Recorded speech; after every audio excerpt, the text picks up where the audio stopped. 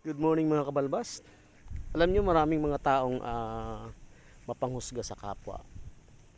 Um, Palagi nilang kinukutya kung anong meron ka sa buhay. Palagi nilang pinupuna kung ano yung mga pagkakamali mo sa buhay. Pero sige, hiyaan lang natin kasi yun yung gawin nila eh.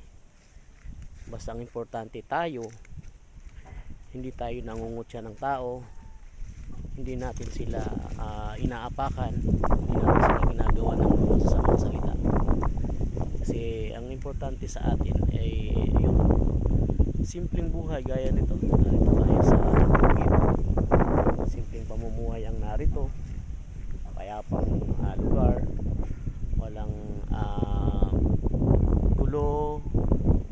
gulo, malayo sa mga kahit anong bagay na nakaka-impluwensya ng masama sa isang tao. So, alam nyo guys, masaya na ako sa pamumuhay ko dito sa lugar na ito.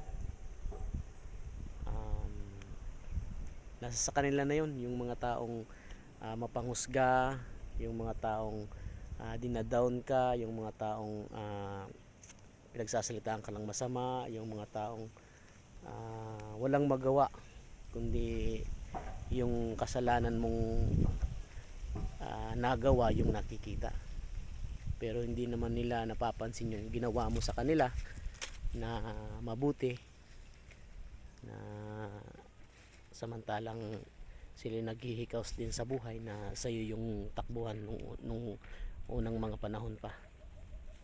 So sana bahala na Diyos sa kanila. Hindi natin sila gagambalain, hindi natin sila pagsasalitaan, pag-iisipan ng kung ano-ano, kasi ang Diyos nang bahala.